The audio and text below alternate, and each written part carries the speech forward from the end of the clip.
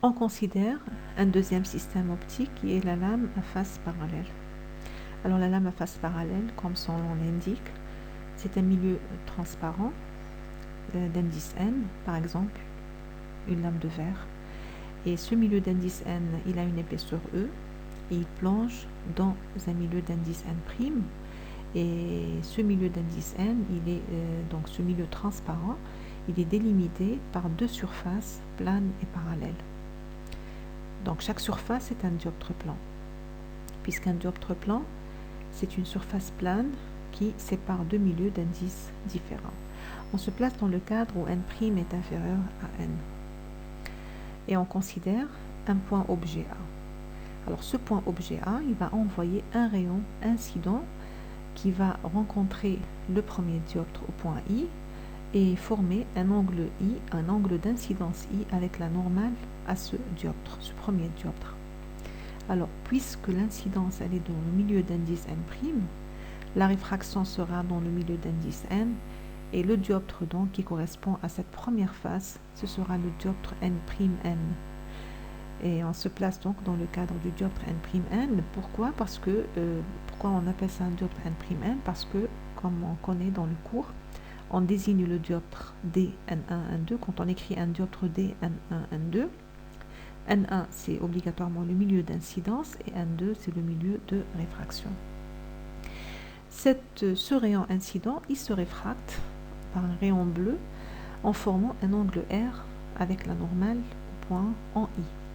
Alors on voit bien que R, il est plus petit que I, et c'est normal parce que le dioptre c'est N'N, N' est inférieur à N, donc R est inférieur à I. On a vu dans le cours, aussi rappel, lorsqu'on a un dioptre D N1, N2, alors si N1 est inférieur à N2, alors obligatoirement R est inférieur à I. R et I sont reliés par la loi de Descartes, N' sinus I, c'est N sinus R. Aussi rappel du cours, D N1, N2, I et R en général, c'est les angles d'incidence respectivement et de réfraction. Alors on dit N1 sinus I égale N2 sinus R. Ici, N1 c'est N' et N2 c'est N. A c'est un point objet. On va construire l'image A1 du point A. Alors cette image, donc d'abord pour avoir l'image, on prolonge la normale, on abaisse une normale issue de l'objet sur, donc la normale on va l'abaisser sur le dioptre considéré, et ensuite on prolonge le rayon réfracté qui est le rayon bleu. L'intersection de cette normale avec le dioptre c'est le point O. Le prolongement du rayon réfracté en bleu, donc on le prolonge et on rencontre jusqu'à rencontrer la normale. Alors la rencontre elle se fait au point A1. A c'est un point réel, c'est un objet réel parce qu'il se trouve dans le plan d'incidence. Le plan d'incidence c'est le plan d'indice N'. Et A1 c'est une image virtuelle parce qu'il ne se trouve pas dans le plan de réfraction. Le plan de réfraction il a comme indice l'indice N. Et on va évaluer la position de A1 par rapport à O, par rapport au dioptre considéré, en procédant de la méthode habituelle, c'est-à-dire le point de rencontre O, la collade. On écrit A, c'est un objet réel, qui nous donne A1, c'est une image virtuelle. En dessous de A, on met N', en dessous de A1, on met N, parce que le dioptre, c'est dans l'ordre des N'N. Donc on garde l'ordre N' et ensuite N. Et on écrit OA sur N' égale à OA1 sur N. On a besoin d'évaluer la position de A1 par rapport à O, et on va donc tirer OA1, c'est égal à N sur N' multiplié par OA. Alors considérons le rayon réfracté, le rayon bleu. Alors ce rayon il est réfracté par rapport au premier dioptre, mais il arrive sur le deuxième dioptre. Il arrive et il rencontre le deuxième dioptre en I'. Donc qu'est-ce qu'on appelle ça? Qu'est-ce qu'on va dire? On va dire que I', il est incident en I'. Il est incident en I' par rapport au dioptre N', N. Il devient incident en I'. Et donc, par rapport, donc plutôt, donc I', je reprends, I', c'est un rayon réfracté par rapport au dioptre N', N. Il va faire une incidence par rapport au deuxième dioptre, on va désigner donc l'ordre des indices par rapport au deuxième dioptre, l'essentiel qu'il fait une incidence au point I'. Alors si l'incidence par rapport au deuxième dioptre se fait dans le milieu d'indice n. La réfraction sera dans le milieu d'indice n'. Et donc, la deuxième face de la lame à face parallèle, ce sera un dioptre n', parce que l'incidence, c'est dans le milieu d'indice n. Et on met ça sur la figure. Et donc le rayon bleu, pour reprendre, le rayon bleu, il joue deux rôles. Il a un rôle intermédiaire. Il joue le rôle de rayon réfracté par rapport au dioptre n'. Il joue le rôle de rayon incident par rapport au dioptre n'. Et donc on va se placer dans le cadre du dioptre n'. Alors ce rayon incident, le rayon bleu, on va lui désigner son angle d'incidence. L'angle d'incidence, c'est l'angle que fait le rayon incident, on parle du rayon bleu, avec la normale, c'est-à-dire on le représente et on le désigne par R'. R', c'est un angle d'incidence. Cet angle d'incidence, il se trouve entre le rayon incident et la normale au deuxième dioptre, au dioptre n', au point I'. On désigne cet angle d'incidence par la lettre R. Par convention, par commodité, tout ce qui est à l'intérieur de la lame à face parallèle, les angles qui sont à l'intérieur de la lame à face parallèle, on les désigne par la lettre R, et les angles qui sont à l'extérieur, on les désigne par la lettre I. Alors R', dans ce cas précis, pour la deuxième face, pour le deuxième dioptre, c'est un angle d'incidence. Alors, cet angle d'incidence, on va lui, donc ce rayon incident, on va lui tracer. D'abord, on va appeler R', c'est l'angle d'incidence, on continue d'avoir avec l'angle d'incidence. Et on remarque que R' c'est égal à R. Pourquoi? Parce que nous avons d'abord deux droites parallèles, les deux normales, la normale au dioptre 1, au dioptre n', la normale en I, et la normale au dioptre 2, le dioptre n', la deuxième normale, ce sont deux droites parallèles. Ces deux droites parallèles sont coupées par une séquente. La séquente, c'est I'. Et par définition, lorsqu'on a deux droites parallèles coupées par une séquente, les angles alternes internes sont égaux. Et donc R est égal à R'. Alors on poursuit donc le cheminement du rayon bleu, du rayon incident. Ce rayon bleu, il va se réfracter dans le milieu d'indice n'. Il va se réfracter avec l'angle de réfraction qu'on appellera I'. Comme on l'a dit, ce qui est à l'extérieur, on le désigne par I, que ce soit un angle d'incidence ou bien un angle de réfraction. Alors l'angle de réfraction I', il est relié à l'angle d'incidence R'. D'abord on le représente, voici I', c'est l'angle de réfraction, et I'R, c'est le rayon réfracté. Après on va revenir au point A2. Ces deux angles sont reliés par la loi de Descartes, n sinus R', c'est égal à n' sinus I'. Bien, alors pourquoi donc le point A2, c'est quoi? Le point A2, on l'a obtenu grâce au prolongement du rayon réfracté I'R. Ce prolongement, donc, il rencontre la normale qui est déjà tracée au point A2. Donc A2, c'est un point image, puisque le point image, on l'obtient grâce au rayon réfracté. Mais où est l'objet?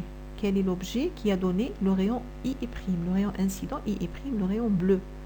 Alors, si on regarde bien le rayon I', en bleu, il semble provenir du point A1. Il paraît provenir du point A1. Donc, qu'est-ce qu'on va dire? On va dire que A1 joue le rôle, j'insiste sur le terme joue le rôle d'objet par rapport au dioptre n'.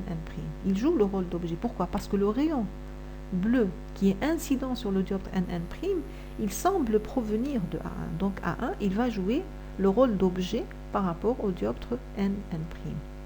L'image de cet objet, c'est le point A2. Comment qu'on obtient le point A2? Le point A2, donc on abaisse la normale issue de A1 et ensuite on fait la rencontre entre le prolongement du rayon réfracté. Alors, ce point objet A1, c'est un point virtuel. Il n'existe pas. C'est juste qu'il joue le rôle. Alors, en parlant, on a tout à l'heure dit, on a dit que I', il a joué un rôle intermédiaire. Il était rayon incident réfracté pour le dioptre n', il est devenu rayon incident pour le dioptre n'. La même chose pour le point A1. Le point A1, c'est un point intermédiaire. Il a joué le rôle d'objet, d'image plutôt virtuelle par rapport au dioptre n'. Il joue le rôle d'objet par rapport au dioptre n'.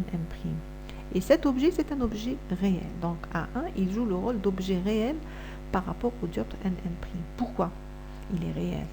il est réel parce que si on regarde le dioptre NN', le rayon incident en bleu II', et la normale au point I', avec cette normale-là, on a 4 quarts de plan. Un quart de plan qui représente le plan d'incidence et un quart de plan qui représente le plan de réfraction.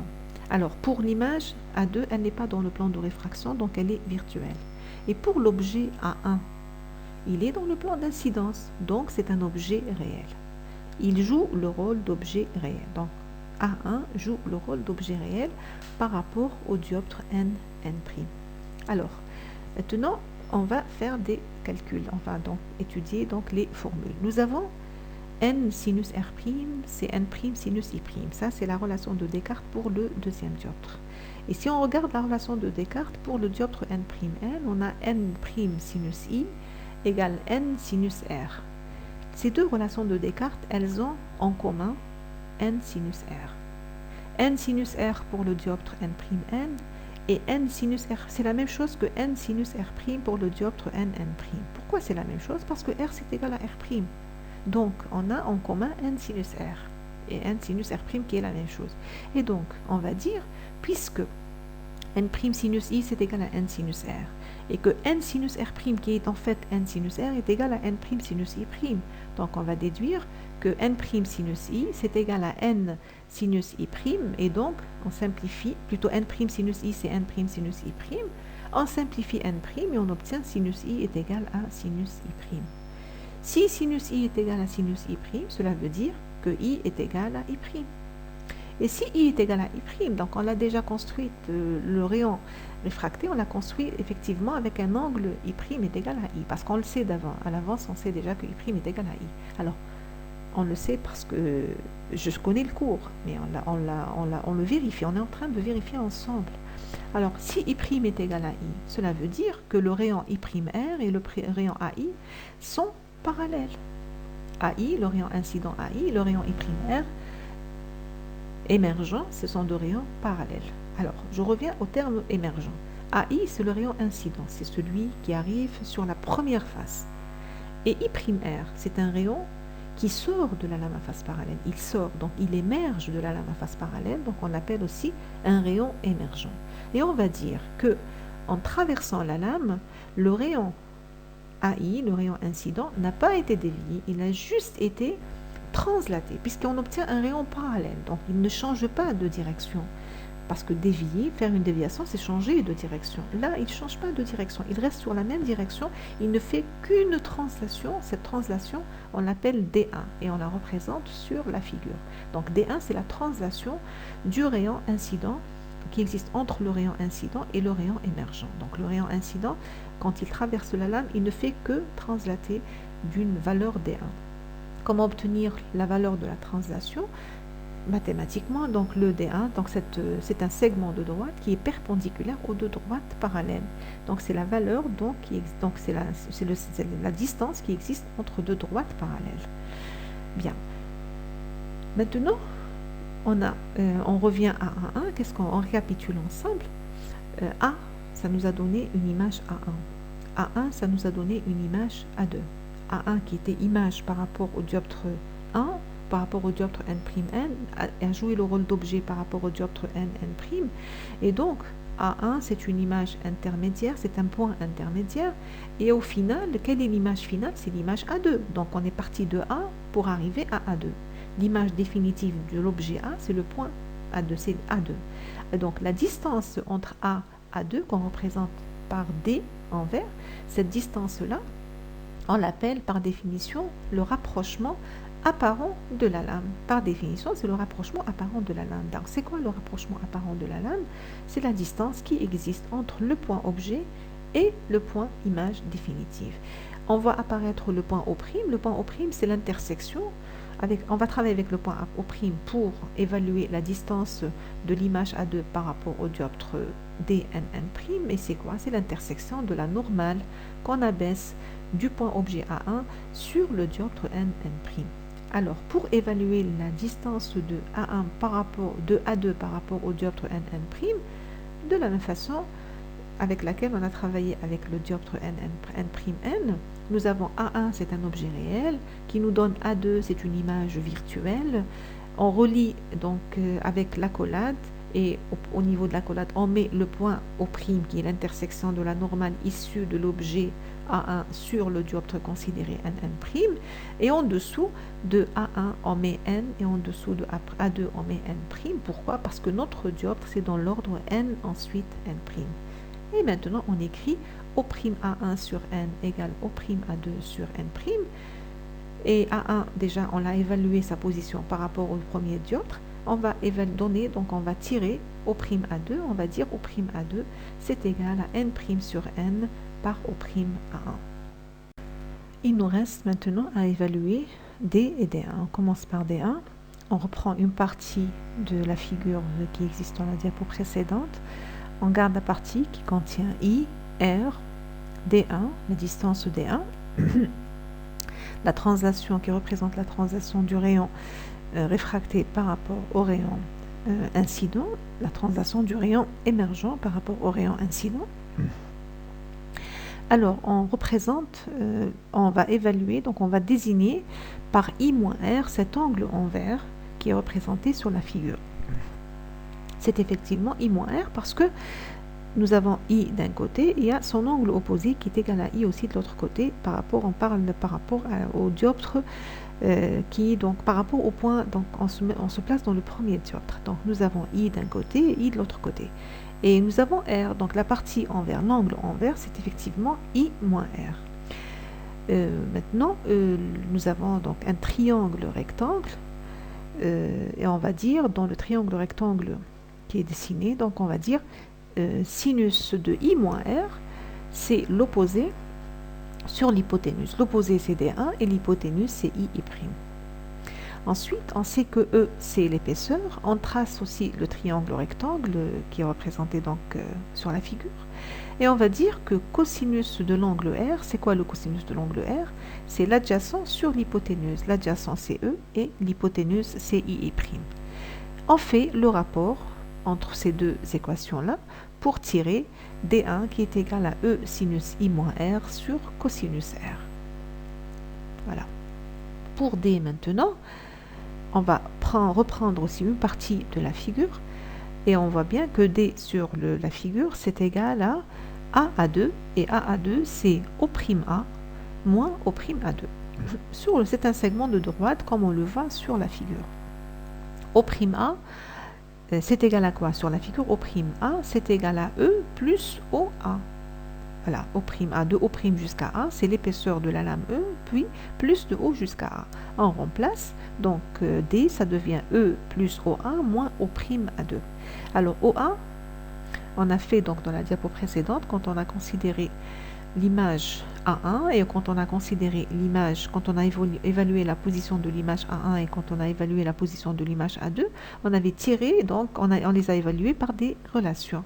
Alors à partir des relations qu'on a obtenues, on a trouvé d'abord pour OA, on a trouvé que OA c'est OA1 par N' sur N et O'A2 c'est O'A1 par N' sur N.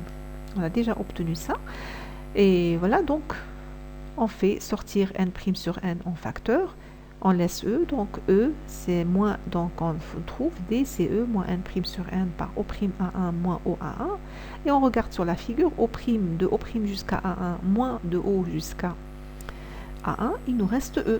Donc ce sera E moins N' sur N multiplié par E, c'est-à-dire que D c'est E par 1 moins N' sur N. Donc ce rapprochement apparent c'est D c'est E par 1 moins N' sur N. Alors si N' est égal à 1, c'est-à-dire si la lame à face parallèle elle est plongée dans l'air. Alors D s'écrit E c'est égal à E par 1 moins 1 sur N. Si maintenant N' est inférieur à N, si N' est inférieur à N, donc N' sur N est inférieur à 1, et donc 1 moins N' sur N c'est positif, et donc D c'est positif. Alors D c'est positif, donc si on rappelle la figure de la diapo précédente, la face d'incidence, c'est la face par laquelle arrive le rayon AI, et la face d'émergence, c'est la face par laquelle sort le rayon émergent I'. Alors, si D est positif, ça veut dire que le point A2, il se rapproche, on a un rapprochement de A2, il se rapproche de la face, donc rapprochement de l'image A2 de la face d'incidence. C'est-à-dire que si on a un objet, l'image, donc la position de l'image par rapport à la première face, par rapport à la face d'incidence, elle est plus faible. Donc la distance entre l'image et la face d'incidence, elle est plus faible que la distance entre l'objet et la face d'incidence. On dit on a un rapprochement de l'image A2 par rapport à la face d'incidence. Si maintenant n' est supérieur à n, ce qui revient à dire que D est négatif, si D est négatif, ça veut dire que A2, elle se retrouve de l'autre côté de A. C'est-à-dire, on va avoir un éloignement de l'image A2 par rapport à la face d'incidence. Un exercice d'application sur la lame à face parallèle, on nous dit un rayon lumineux tombe sous une vitre en verre d'épaisseur 5 cm en faisant un angle de 30 degrés avec la face de cette vitre. Alors l'indice de réfraction du verre étant de 1,5, calculez le décalage du rayon transmis. Et la deuxième question nous dit ce rayon incident provient en fait d'un objet lumineux situé à 15 cm de la face d'incidence de la vitre. Alors à la question, à quelle distance de cette face sera alors située son image? On répond. Alors voici la vitre, c'est une lame à face parallèle et le rayon incident en bleu, il fait 30 degrés avec la face de cette vitre. Alors ça veut dire que l'angle d'incidence I, c'est égal à 60 degrés. Voilà. Donc maintenant, pour trouver le décalage du rayon réfracté, du rayon transmis, ça veut dire le rayon émergent, on va d'abord essayer de construire ce rayon émergent en calculant d'abord l'angle de réfraction. La relation de Descartes, N1 sinus I c'est égal à N2 sinus R, c'est-à-dire 1 sinus 60 c'est égal à 1,5 sinus R, d'où que R c'est 35,26 degrés. Voilà le rayon réfracté en verre. Le rayon émergent, on sait de par le cours que le rayon émergent, ou bien le rayon transmis, il est parallèle au rayon incident et le décalage, c'est-à-dire les deux rayons bleus, donc sont deux rayons parallèles, et le décalage de ce rayon transmis par rapport au rayon incident, c'est D1. D1 est donné par la relation, comme dans le cours, E sinus I moins R sur cosinus R. Nous avons I, nous avons R, donc on peut trouver que le décalage c'est 2,56 cm. Donc le rayon transmis, donc en fait le rayon incident a subi une translation de 2,56 cm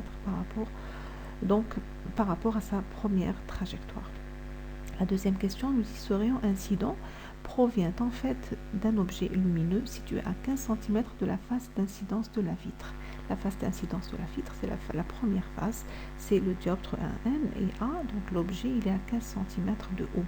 Alors ensuite, à quelle distance de cette face sera alors située son image?